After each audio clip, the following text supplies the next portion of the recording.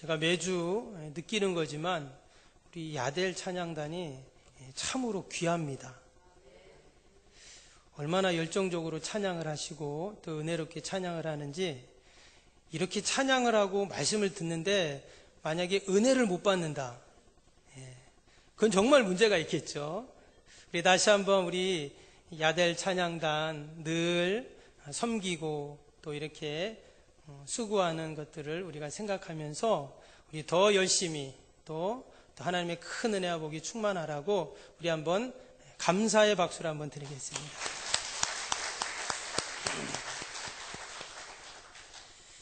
어떤 분들은 예배 시간에 왜 박수 치냐, 사람에게 이런 분도 계시는데, 이거는 격려의 박수입니다. 또 우리가 하나님께 드리는 박수는 또 따로 있습니다. 여러분, 이 노래를 아마 아실 겁니다. 제가 한번 이 노래를 한번 가사를 읽어드리면, 띵동댕 초인종 소리에 얼른 문을 열었더니 그토록 기다렸던 아빠가 문 앞에 서 계셨죠. 너무나 반가워 웃으며 아빠하고 불렀는데 어쩐지 오늘 아빠의 얼굴이 우울해 보이네요. 무슨 일이 생겼나요? 무슨 걱정이 있나요? 마음대로 안 되는 일 오늘 있었나요? 그 다음에 이제 노래 아시죠? 아빠 힘내세요. 우리가 있잖아요. 아빠 힘내세요. 우리가 있어요. 힘내세요. 아빠! 모르시는 척 하시네. 아마 다들 아실 겁니다. 우리가 잘 아는 동요입니다. 지친 아빠들, 또 없던 힘도 솟게 하는 우리 국민 동요 아빠 힘내세요라는 동요입니다. 여러분, 이 희망적인 메시지를 담고 있는 이 동요가 저 지하 단칸방에서 그렇게 만들어졌습니다. 이 노래를 만드신 분은 부산의 한 초등학교의 한수성이라는 선생님이 지은 그런 동요입니다. 이분은 1978년도에 마산교대를 나오셔서 부산의 초등학교 음악 교사가 되십니다. 그런데 이분은 음악으로 성공해야 되겠다라는 그런 꿈이 있었어요. 그래서 자기 살던 집을 담보로 해서 고가의 음악 장비들을 구입을 해서 개인 녹음실을 마련하게 됩니다. 그런데 불행하게 1995년도에 그 녹음실이 있던 건물 그 주인이 부도가 나면서 그 전세대금을 받지 못하면서 이제 큰 빚을 이분이 떠안게 됩니다. 그래서 당시에 초등학교 1학년이었던 아들과 부인과 함께 지하 7평짜리 그 단칸방으로 이사를 하게 됩니다. 그래서 낮에는 교사로 일을 하고 또 밤에는 그런 녹음 같은 것을 하면서 음반을 기획하면서 열심히 빚을 갚고 살아가게 됩니다. 근데 하루는 겨울이었는데요. 새벽 3시에 모든 일을 마치고 돌아오는데 퇴근하는 자신에게 아빠 힘내세요라는 가들의 그 격려 문구를 그는 떠올리게 됩니다. 그래서 그분이 지었던 이 동요가 바로 아빠 힘내세요라는 이 동요였습니다. 처음에는 이 동요가 97년 MBC 창작 동요제에 나가가지고 이제 입상을 합니다. 그런데 등수에는 못 들었어요. 그래서 별로 사람들에게 알려지지 않았는데 어떻게 이 동요가 유명해졌냐면 자기의 지인이었던 유치원 교사가 있는데 이 노래를 유치원에 보면 재롱잔치 하잖아요. 그 재롱잔치 할 때 이 음악을 이제 노래를 이렇게 틀어준 거예요. 근데 그때 왔던 엄마 아빠들이 이 아빠 힘내세요 노래를 듣고는 완전히 울음 바다가 됐답니다. 그래서 전국 유치원에서 이제 그 노래를 좀 음원을 달라고 해가지고 그때부터 유명해지고 2004년에 이제 한 신용카드에서 CF 제의가 들어와서 이제 방송을 내면서 방송에 나가면서 이분이 이제 아빠 힘내세요가 국민 동요가 되었다고 합니다. 그렇게 해서 10년 만에 모든 빚을 다 청산을 했답니다. 그리고는 2009년도부터 매 주말마다 이제 공원에 나가서 거리 공연을 하면서 자신이 지은 노래들을 음반으로 만들고 또 그것을 팔아서 그 수익금으로 독거노인들을 돕고 또 지쳐있는 이 시대의 아빠들을 응원하는 그런 일들을 계속하고 있다고 합니다. 여러분, 지금처럼 경제가 어렵고 아빠들의 어깨가 점점 무거워지는 이때에 정말 아빠 힘내세요라는 이 동요는 우리에게 큰 힘이 되고 격려가 되죠. 우리 옆에 있는 분에게 한번 이렇게 말해볼까요? 장로님, 권사님, 집사님 힘내세요 한번 말해보세요. 해볼까요? 시작.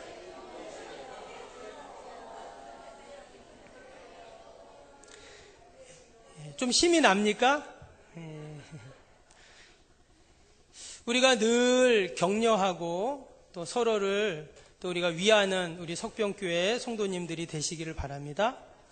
격려라는 단어를 사전에서 찾아보니까 마음의 용기와 힘을 북돋아준다 이렇게 기록이 되어 있습니다. 이것을 한자로 풀어보면 물결 부딪혀 흐를 격자와 힘쓸 여자입니다. 그래서 이 격려라는 말은 무슨 말이냐면 삶의 동력을 그렇게 주는 에너지원 이런 뜻입니다. 오늘 본문에도 보면 격려가 필요한 한 사람이 나옵니다. 이 사람은 여호수아입니다. 성경에 보니까 이 여호수아는 모세의 종이었죠. 지난 40년 동안 광야를 같이 왔던 그런 사람입니다. 여러분, 이스라엘 백성들은 출애굽에서 광야를 지나오는 동안 그들은 한 것이 없습니다. 그냥 계속 광야를 지나서 하나님의 약속의 땅까지 왔어요. 한 것이 있다면 가축들을 데리고 왔으니까 목축을 했겠죠. 유목민 생활을 했던 것입니다. 그런데 이제 그들이 가나안을 눈앞에 두고 가나안 성에 들어가야 하는데 그 가나안 성은 정말 군대와 요새로 무장되어 있는 그러한 도시였습니다. 그러한 나라였죠. 때문에 여호수아가 그 이스라엘 백성들 군대도 없고 유목민인 그들을 이끌고 가나안에 들어가서 그 땅을 차지한다는 것은 결코 쉬운 일이 아니었어요. 그래서 이 여호수아는 큰 근심과 걱정과 두려움에 빠지게 됩니다. 어찌할 바를 알지 못하고 주저하고 있을 때 하나님께서는 그 여호수아에게 격려를 해 주십니다. 과연 하나님은 여호수아를 어떻게 격려하셨는가? 오늘 1절 말씀을 다시 한번 보시면 1절입니다. 여호와의 종 모세가 죽은 후에 여호와께서 모세의 수종자 눈의 아들 여호수아에게 말씀하여 이르시되. 여기 보니까 하나님이 어떻게 여호수아를 격려해 주셨냐면 말씀으로 격려해 주셨습니다. 눈의 아들 여호수아에게 말씀하여 이르되 그랬죠. 그럼 뭐라고 말씀하셨는가? 밑에 6절을 보시면 강하고 담대하라. 너는 내가 그들의 조상들에게 맹세하여 그들에게 주리라 한 땅을 이 백성에게 차지하게 하리라. 하나님께서 여호수아에게 어떻게 격려하셨냐면 강하고 담대하라. 분명히 내가 준다고 했던 그 땅을 차지할 것이다. 이렇게 격려를 해 주셨습니다. 여기 1절에 보니까 모세가 죽은 후에 이렇게 되어 있어요. 모세가 죽은 후에. 그러니까 이제 여호수아가 이스라엘의 지도자로 시작되는 그런 때를 말을 하는 것입니다. 지금 여호수아의 마음이 어땠는가? 지금 여호수아의 마음은 마음입니다. 왜냐하면 여호수아는 모세의 수종자였다고 그랬어요. 여기서 수종자라는 말은 종이었다는 말인데 여호수아에게 있어서 모세는 어떤 사람인가? 말 그대로 그에게 기둥 같은 존재입니다. 내가 의지하고 붙잡아야 할 버팀목이에요. 그런데 그럼 모세가 지금 죽었어요. 그러니까 자기가 의지하던 게 다 무너져 버린 겁니다. 당연히 여호수아는 두렵고 염려할 수밖에 없는 것이죠. 더욱이 그는 지금 이제 장정만 60만 명, 어린아이 250만 명 이상 되는 그 많은 사람들을 이끌고 지금 가나안 땅에 들어가야 합니다. 그 땅을 차지하고 정복해야 하는 큰 사명을 지는 그는 지금 부여되었던 것이죠. 과연 모세도 없는데 우리 주인도 없는데 내가 어떻게 이걸 할 수 있지? 나는 못할 거야. 그는 지금 완전히 자신감을 잃어버린 그런 상태이죠. 하나님은 그런 여호수아를 너무나 잘 알고 계셨습니다. 그래서 그 여호수아를 찾아오셔서 그에게 강하고 담대하라 이렇게 말씀하셨어요. 근데 이어지는 쭉 말씀을 보면 한 번만 이 말을 한 것이 아니에요. 2번, 3번 하나님이 계속 재차 이 말씀을 하십니다. 강하고 담대하라 두려워 말라. 한마디로 하나님께서 여호수아에게 힘내라.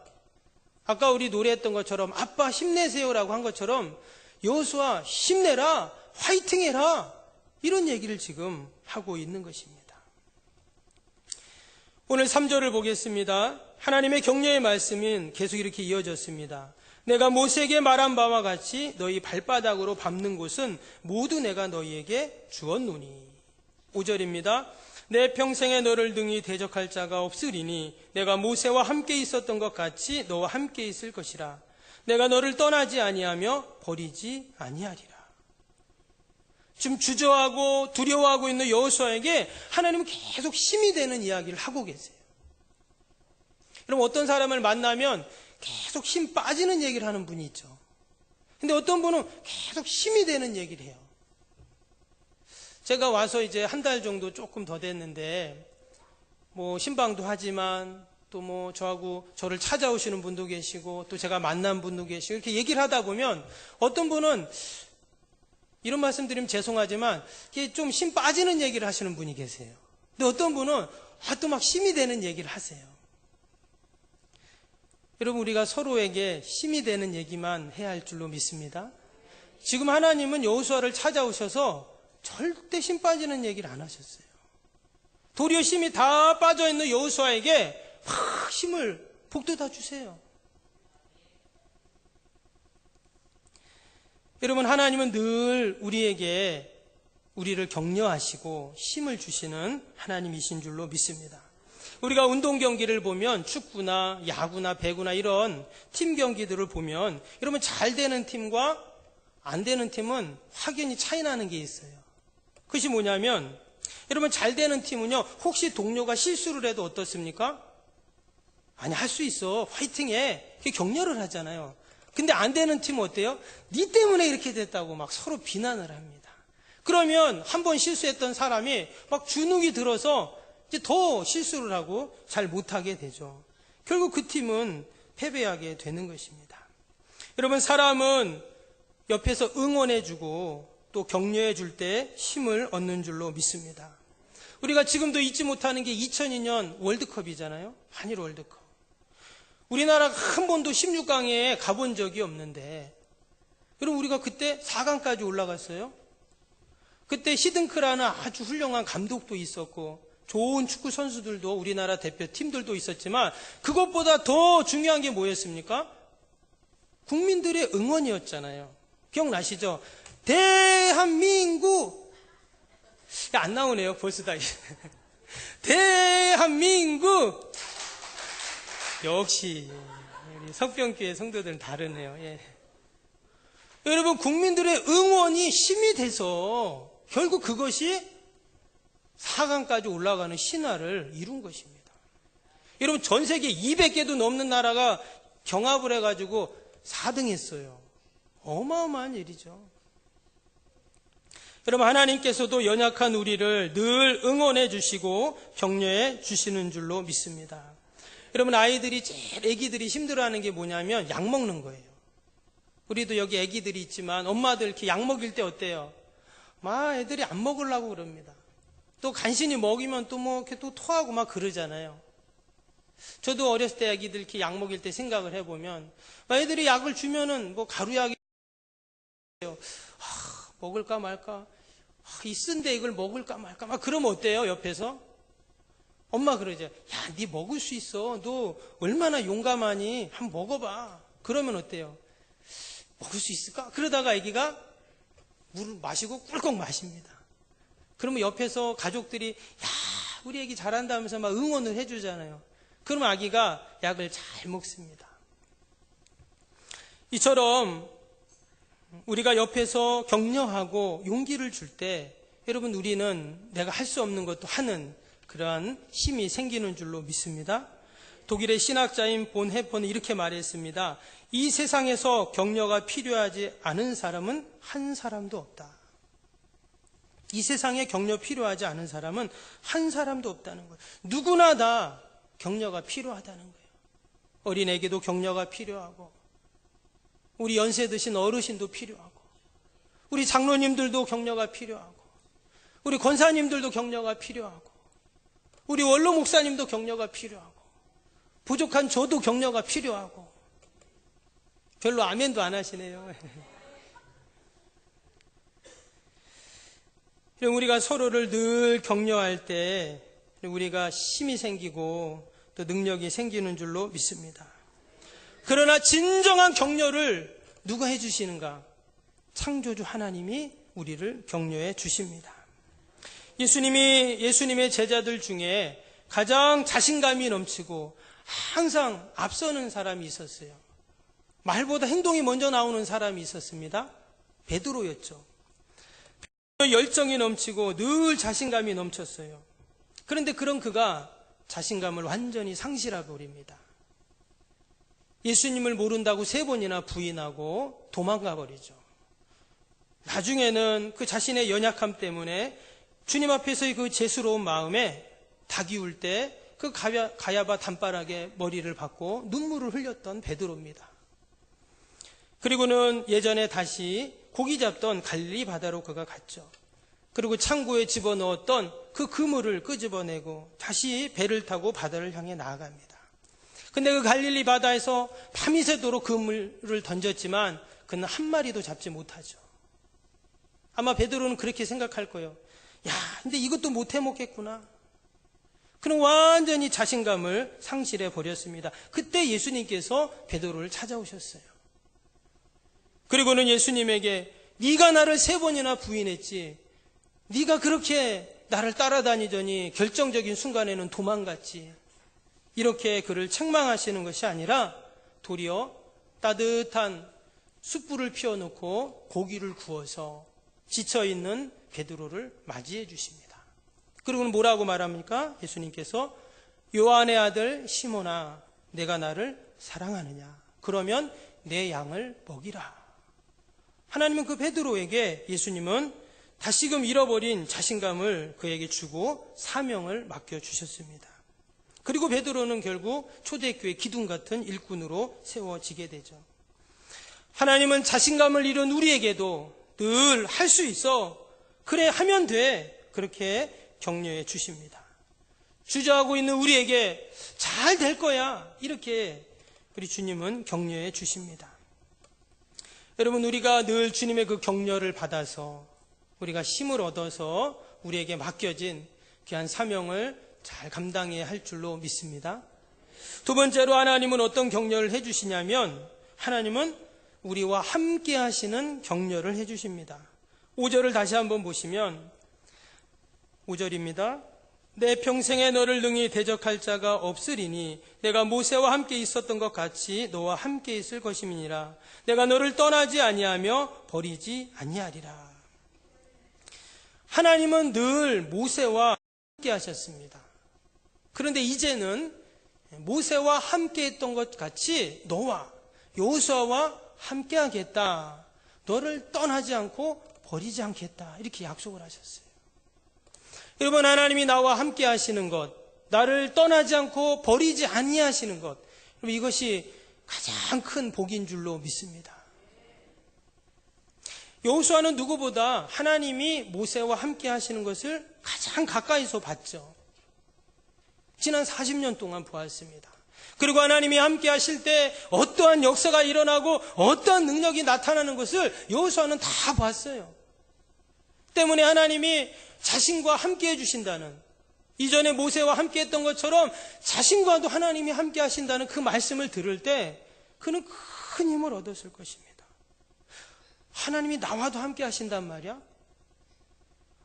나는 그냥 모세의 종이었을 뿐인데, 나는 그냥 묻혀가는 사람이고 잊혀진 존재였는데 하나님이 나와도 함께 하신단 말이야? 그럼 나에게도 그러한 역사와 능력이 나타나겠네 하면서 그는 큰 힘을 얻은 것입니다. 정말 그는 100만 대군을 얻은 것보다 더 마음이 든든했을 것입니다. 이사야 41장 10절에 보면 이제 얼마 남지 않으면 이제 바벨론에 의해서 이스라엘 나라가 멸망하고 사람들은 다 포로로 끌려가고 모든 것이 무너질 것을 알았던 이스라엘 백성들, 너무도 낙심이 되고 절망이 되죠. 마음이 무너집니다. 밥을 먹어도 밥맛이 없고 무슨 일을 해도 하나도 재미가 없어요. 그러한 때 하나님께서 이사야 선지자를 통해서 이스라엘 백성들에게 이렇게 말씀하셨어요. 이사야서 41장 10절입니다. 두려워 말라, 내가 너와 함께함이니라. 놀라지 말라, 내가 내 하나님이 됨이니라. 내가 너를 굳세게 하리라. 참으로 너를 도와주리라. 참으로 나의 의로운 오른손으로 너를 붙들리라. 여기에 보면 특별히 내가 너와 함께함이라 그랬어요. 함께라는 말이 임이라는 히브리어입니다. 임이라는 그 뜻은 우리가 임마누엘 할 때 임이 그런 뜻이거든요. 함께라는 뜻이에요. 근데 그 원래 뜻은 뭐냐면 뭐뭐와 함께, 뭐뭐 곁에, 뭐뭐 가운데 이런 뜻이에요.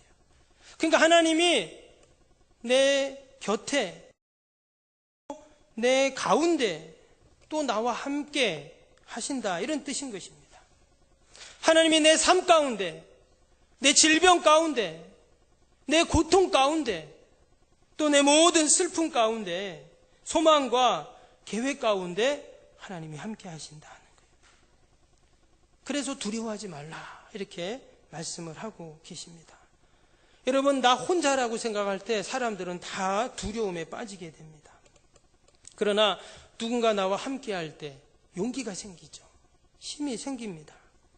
그런데 천지를 만드시고 역사를 주관하시는 전지전능하신 그 하나님이 나와 함께 하시고 내 삶의 중심에 계시고 내 곁에 계시다면 우리는 두려워할 것이 아무것도 없습니다. 박필 교수님이 쓰신 당신의 말이 행복을 만든다라는 책이 있습니다. 그분이 격려에 대해서 이렇게 말했어요. 격려는 귀한 사람, 위대한 사람, 또 위대한 성공을 만들어냅니다. 격려란 기쁨을 함께하고 고통도 함께하고 눈물도 함께하고 희노애락을 함께하는 것입니다. 여러분, 사실 격려는 힘든 게 아니죠. 돈이 드는 것도 아닙니다. 시간이 많이 드는 것도 아니에요. 그러나 우리가 격려를 할 때 귀한 사람이 되고 위대한 사람이 되고 또 행복한 사람이 되는 줄로 믿습니다. 하나님은 늘 우리를 격려해 주십니다. 기쁨도 함께 하시고 고통도 함께 하시고 눈물도 함께 하시고 모든 희노애락을 우리와 함께 하시면서 우리를 격려해 주십니다. 예전에 인터넷에서 스트롱맨이라는 그림을 본 적이 있어요. 스트롱맨이니까 강한 남자잖아요. 슈퍼맨입니다. 정말 이 근육이 이 정도로 엄청 나온 사람이에요. 근데 이 사람이 그 사람 혼자 피아노를 번쩍 드는 거예요. 그것도 한 손으로 피아노를 번쩍 들어요. 여러분, 피아노가 얼마나 무겁습니까? 근데 그거를 한 손으로 번쩍 들은 거예요. 정말 스트롱맨이죠. 근데 사진을 자세히 보면 그 피아노 위에 줄이 2개가 딱 이렇게 매달려 있어요. 그래서 그 줄이 쭉 올라가면 저 옥상 위에 크레인하고 연결되어 있는 거예요. 그러니까 위에서 크레인이 피아노를 딱 들고 있는 거예요. 이 사람은 손만 이렇게 들고 있는 거죠. 무슨 말입니까? 여러분, 우리가 하나님이 함께 하시면 할 수 있다는 겁니다. 위로부터 내려오는 하나님의 능력과 내가 연결되어 있다면 내가 할 수 없는 또 하나님이 계획하시는 놀라운 일들을 여러분 늘 우리가 감당할 수 있는 줄로 믿습니다. 아이들은 어릴 때 아빠가 능력이 많다고 생각합니다. 왜? 자기가 할 수 없는 거를 아빠는 다 하거든요. 그래서 아빠는 슈퍼맨이다. 우리 아빠 최고야. 이렇게 이제 아이들은 생각을 해요. 내 아이들이 점점 자라면서 어떻습니까? 아빠는 슈퍼맨이 아니라는 걸 알죠. 그리고 아빠도 한계가 있고 또 아빠도 유한하다는 것을 알게 됩니다. 그러나 우리의 육신의 아버지는 그렇지만 우리의 하늘아버지 되시는 우리의 영적인 아버지는 무한하신 줄로 믿습니다. 못할 것이 없으신 우리의 아버지가 되십니다. 마태복음 19장 26절에 보면 사람으로는 할 수 없으나 하나님으로서는 다 하실 수 있느니라. 하나님으로서는 다 하실 수 있느니라. 올 한 해도 내 힘으로 할 수 없는 것들을 하나님은 다 하실 수 있다고 하시니까 우리가 하나님께 다 맡기는 저와 여러분이 되실 수 있기를 바랍니다. 마치 아빠의 손을 잡고 힘차게 달리는 어린아이처럼 우리가 주님의 손을 잡고 힘차게 올 한해도 나아가는 저와 여러분이 다 되실 수 있기를 바랍니다. 오늘 6절 말씀을 다시 보시면 너희는 강하고 담대하라. 두려워하지 말라. 그들 앞에서 떨지 말라. 이는 내 하나님 여호와 그가 너와 함께 가시며 결코 너를 떠나지 아니하시고 버리지 아니하실 것임이라. 하나님은 분명히 떠나지 않고 내가 너를 버리지 않겠다고 하셨어요. 사람은 그렇게 철떡같이 약속을 해도 또 때가 되면 떠나고 버립니다. 그러나 하나님은 약속하신 말씀, 변기함이 없으신 하나님은 말씀대로 우리가 세상 끝날까지 하나님이 나를 떠나지 않고 버리지 아니하실 줄로 믿습니다. 형 에서의 칼을 피해 고향을 떠났던 그 야곱, 외삼촌 집을 향해서 그는 무거운 발걸음을 내디뎠습니다. 이제 야곱은 혼자가 되었어요. 그는 혼자 자신의 인생을 개척해 나가야 합니다. 앞길이 막막합니다. 형으로부터 피하긴 했지만 도리어 더 큰 불안과 걱정과 두려움 가운데 이제 모든 자신감을 상실한 채 그는 알 수 없는 미래를 향해서 한 발 한 발 나아갑니다. 그런데 어느 날 그 광야에서 그 밤에 하나님이 야곱을 찾아오셨죠. 창세기 28장 15절에 이렇게 말씀하셨습니다. 내가 너와 함께 있어 내가 어디로 가든지 너를 지키며 너를 이끌어 이끌지라. 내가 내게 허락한 것을 다 이루기까지 너를 떠나지 아니하리라. 그때 야곱이 잠에서 깨었습니다. 그래서 그가 이렇게 고백했어요. 창세기 28장 16절에 야곱이 잠이 깨어 이르되 여호와께서 과연 여기 계시거늘 내가 알지 못하였도다. 하나님께서 여기 계시다 이렇게 말을 했어요. 여러분, 부모 형제가 같이 해주지 못합니다.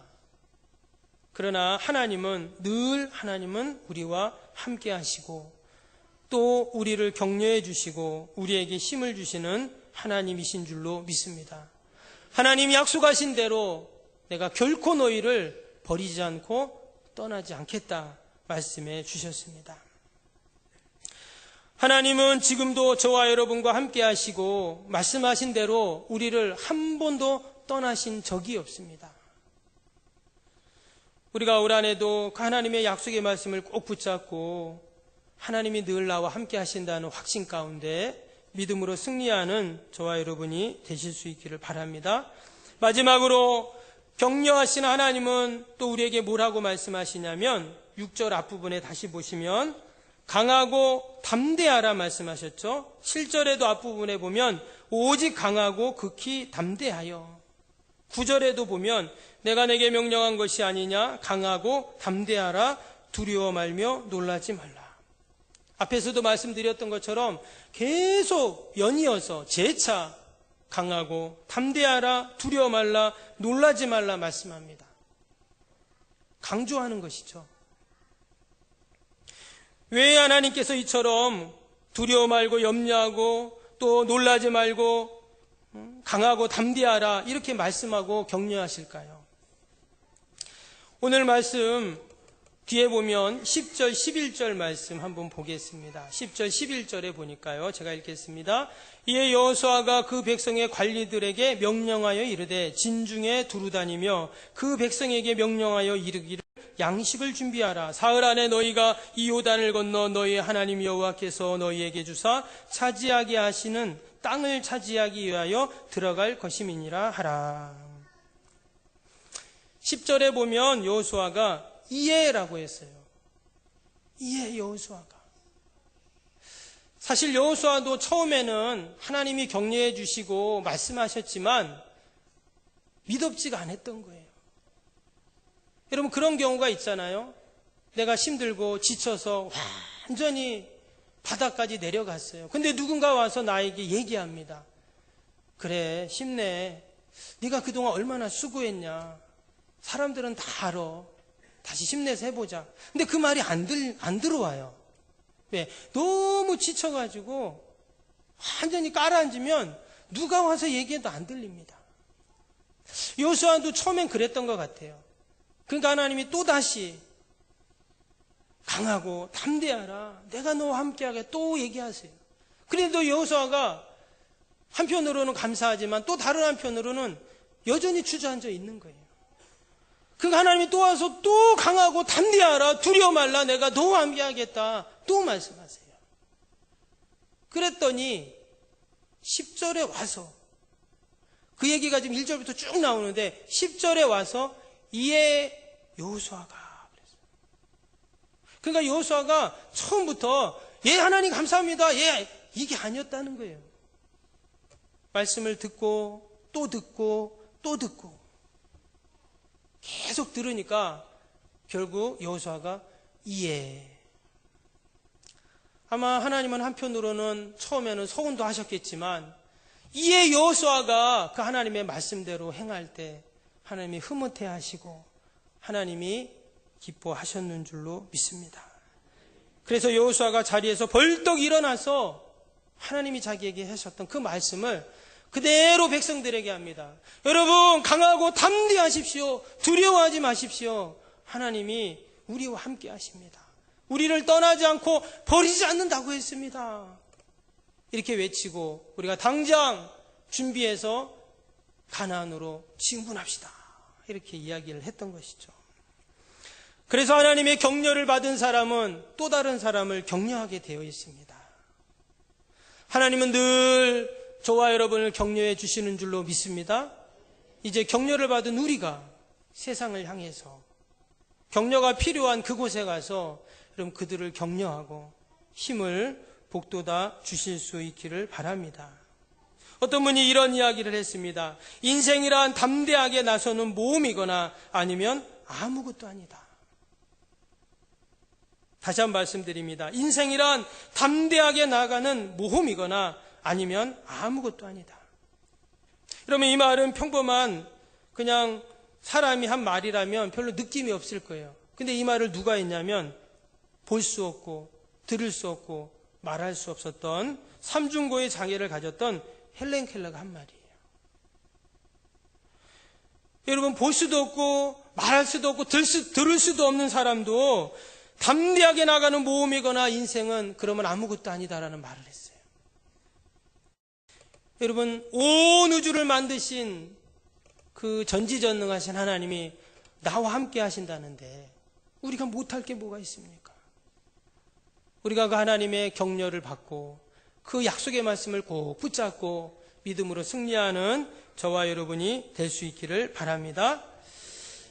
어떤 분이 성경을 쭉 읽다가 두려워하지 말라 이 단어가 몇 번 나오나 동그라미를 쳤대요. 혹시 우리 중에 그분 안 계시죠? 예, 어떤 분이 했답니다.